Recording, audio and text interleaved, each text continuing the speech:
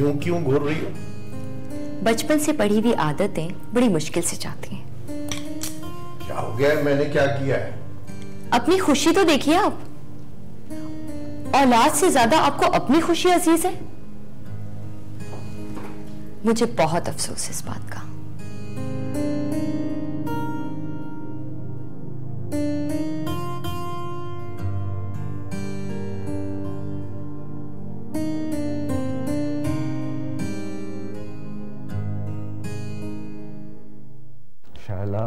मैं तुम्हें कैसे यकीन दिलाऊं?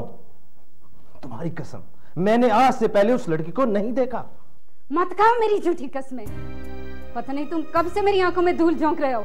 मुझे तो तुम पर पहले से ही शक था। सारा दिन ऑफिस से गायब रहना और फिर मुझे आकर एहसान जतलाना। तुम मुझे गलत समझ रही शैला। मैं गलत समझ रही हूँ? सुनो इसकी बात, अभी भी मैं गलत समझ रही हूँ, जबकि सब कुछ मैंने अपनी आंखों से देखा है। वो मुझे तो वो लड़की सड़क पर लिफ्ट मांगते हुए मिली थी। बहुत मजबूर थी बेचारी। और हर मजबूर तुम्हारी मजबूरी बन जाता है ना? क्यों घर सर पर उठा रखा है तुम दोनों ने? कभी चैन और सुकून से भी रहा करो। डैडी इससे पूछे कि ये सारा दिन कहां था और मैंने इसको किसके साथ और कहां से पकड़ा है। डैडी इसे गलत फहमी हुई है। कैसी गलत फहमी? कहां थे तुम? किसके साथ देखा शैला ने तुम्हें? डैडी वो मैं ऑफिस के काम से बाहर गया था, थोड़ी देर हो गई तो शैला ने। झूठ मत बोलो। तुम्हें गलत फहमी हुई है शैला। डैडी प्लीज आप मेरी बात का यकीन करें। मैंने तो उसे सिर्फ कार में लिफ्ट दी थी। मैं तो जानता तक नहीं उसे कि वो कौन है। डैडी आपने अगर इसकी झूठी बातों पर यकीन करना है तो जरूर करें। अब मैं इसकी किसी बात पर यकीन नहीं कर सकती।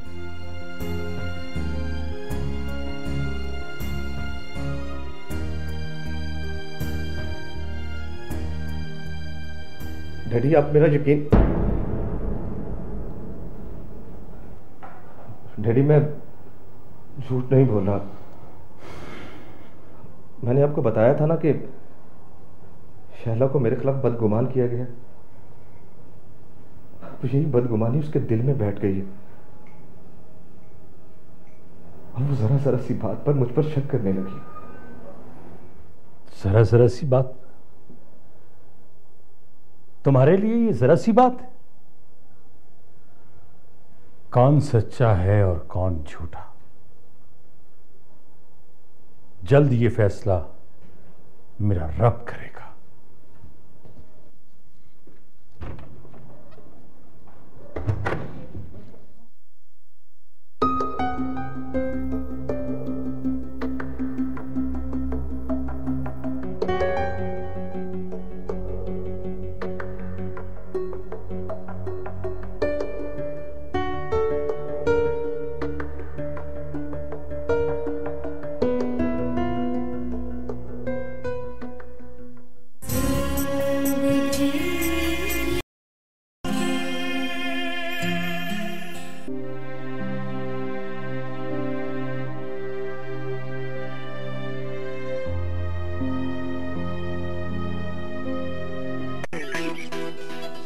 Mayfair Fruit Gala, fruity blast.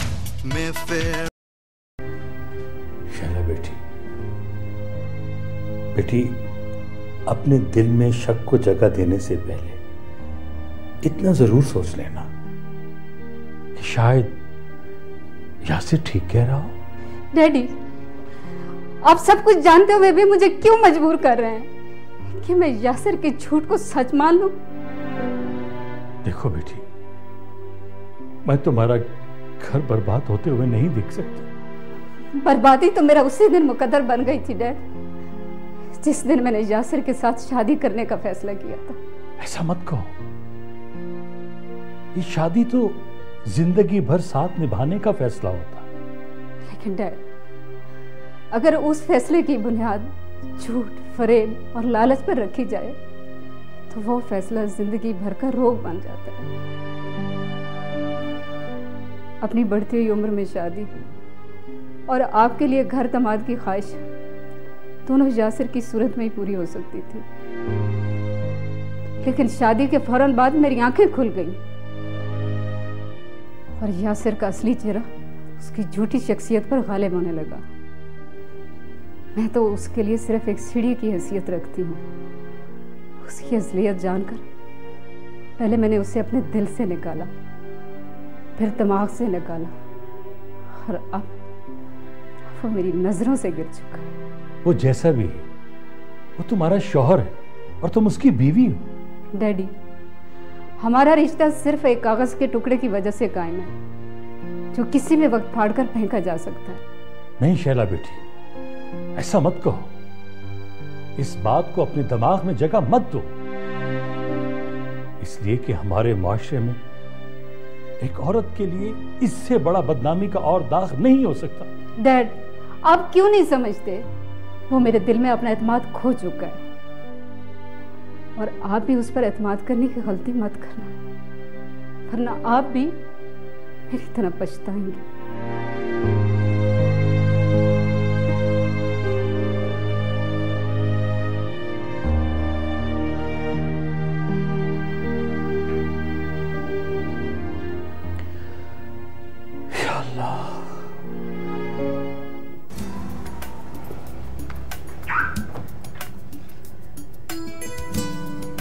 Hamid,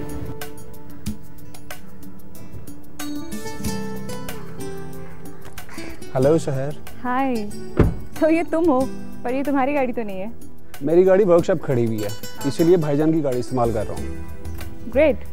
अब तुम प्लीज अपनी गाड़ी पीछे करोगे, मुझे ऑफिस जाना है। मैं तुमसे मिलने के लिए आया हूँ और तुम्हें ऑफिस जाने की पड़ी हुई है। परसों भी तुमसे मुलाकात नहीं हुई, कल भी तुमसे मुलाकात नहीं हुई। कूल डाउन, मेरी बहुत इंपॉर्टेंट मीटिंग है ऑफिस में। मुझे आधा घंटा पहले पहुंच जाना चाहिए था, लेकिन मैं लेट हूँ। छोड़ो मीटिंग और चलो मेरे साथ लॉन्ग ड्राइव पे चलते हैं। अरे तुम्हें ये भी तो पता नहीं कि कल फैसल की पार्टी में क्या हुआ है। Aamir, try to understand. मैं इस वक्त कहीं नहीं जा सकती, मेरा ऑफिस जाना बहुत जरूरी है। तुम मुझे अवॉइड कर रही हो शहर। तुम पागल हो गए हो? मैं भला तुम्हें अवॉइड क्यों करूंगी? ओके, काम करते हैं। तुम ऐसा करो, तुम मेरे साथ ऑफिस चलो, मैं मीटिंग अटेंड कर लूंगी, और तुम शैला से मिले ना, वो कल भी तुम्हारे बारे में पूछ रही थी।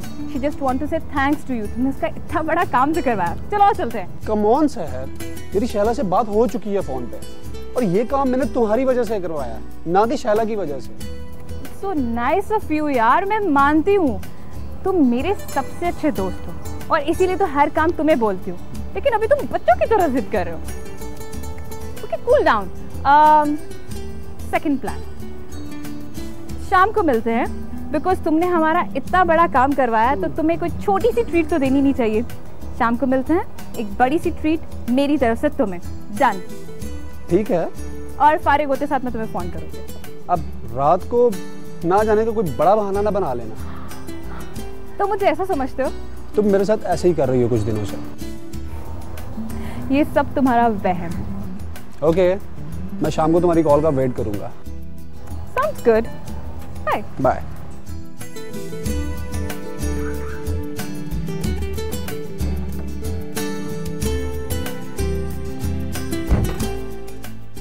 भूलिएगा नहीं, 10 रुपए वाला ब्राइट जिसमें स्टेन मैग्नेट्स की ताकत होती है। जी फरमाइए। वो दे दें वॉशिंग पाउडर, स्टेन मैग्नेट की ताकत वाला नया ब्राइट। हाँ, 10 रुपए वाला ब्राइट जो खानदान भर के कपड़े धोता है। 10 रुपए वाले ब्राइट से अब कोई दाग बच के दिखाए। मामा, पार्टी की तैयारी हो गई? हाँ, बस जूसेस के अलावा तुम्हें तो पता है सब बच्चों की अलग अलग पसंद है। प्रॉब्लम समझे? भाई, एक तो तुम बात समझने की कोशिश नहीं करती। क्यों? ऐसा क्या कह दिया मैंने यासिर? देखो शुबाना, सिर्फ 2-4 दिन की तो बात है। आज मैं सुबह से ऑफिस में बैठा सिर्फ झक की मार रहा हूँ। कितना डरते हो तुम अपनी बीवी से? तुम्हें अंदाजा नहीं है शुबाना, रात कितना तमाशा खड़ा किया उसने घर में। यासिर, तुम्हें कहीं मार तो नहीं पड़ी अपनी बीवी से? अब मैंने इतनी कच्ची गोलियां भी नहीं खेलनी कि बात को संभाल ना सकूं, लेकिन उसको मुझ पर शक हो गया। शक? ठीक ही तो कह रही है वो तुम पर शक। तुम कितनी संगदिल हो शुबाना, मैं सब कुछ तुम्हारे लिए कर रहा हूं और तुम मुझ पर ही इल्जाम लगा रही हो। ओहो, देखो यासिर, जो तुमने एसवाई एंटरप्राइजेज के मालिक बनने का ख्वाब देख रखा है, उसे पूरा करने के लिए जल्द से जल्द तुम्हें कुछ करना होगा, वरना काम गड़बड़ भी हो सकता है। मैंने फैसला कर लिया, कि अब मुझे क्या करना है। बस तुम देखती जाओ, बॉल बहुत जल्द मेरे कोर्ट में होगा। वाह, यही तो मैं चाहती हूँ। Wish you good luck.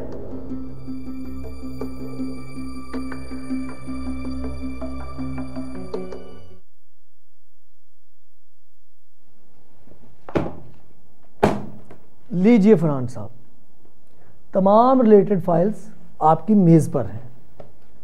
अब आपको मेरी तरफ से कोई गिला नहीं होना चाहिए। अरे सलीम साहब, आप काम को वक्त पर करने के इसरार को गिला क्यों समझते हैं? फरहान साहब, ज्यादा एफिशिएंट मत बनिए। आप अपनी तमाम तरह एफिशिएंसी के बावजूद भी इस सीट से आगे नहीं जा सकते। हाँ,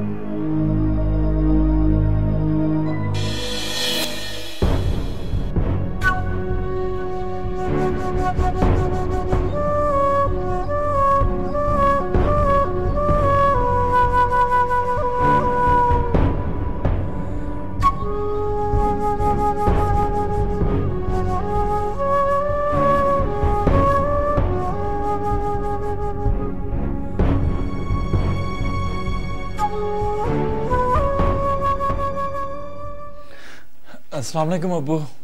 वालेकुम अस्सलाम। भैया कहाँ रह गए थे तुम? वो तेरी माँ बता रही थी कि तुम अभी आए हो ऑफिस से। जी अब्बू, वो एक्चुअली एक रिपोर्ट तैयार करनी थी तो उसकी तैयारी में वक्त का ध्यान ही नहीं रहा। भैया तो निशानी है इस बात की कि तुम अपने काम में किस कदर भरपूर तरीके से इन्वॉल्व हो। थैंक यू वेरी मच अब्बू। अब्बू वो आपसे एक ज़रूरी बात करनी थी। तो करो। अब बैठिए, एक्चुअली बात थोड़ी पेचीदा है।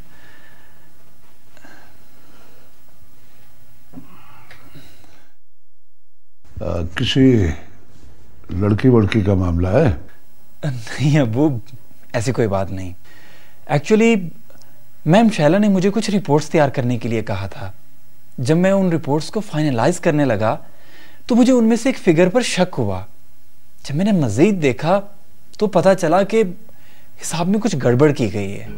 बेटा क्या तुम्हें यकीन है कि हिसाब में गड़बड़ हुई है? क्लरिकल मिस्टेक भी तो हो सकती है। नहीं अब्बू, मैंने अच्छी तरह से चेक कर लिया था। एक्चुअली परचेज के हेड में एक डमी कंपनी बनाकर चेक्स इशू किए गए हैं।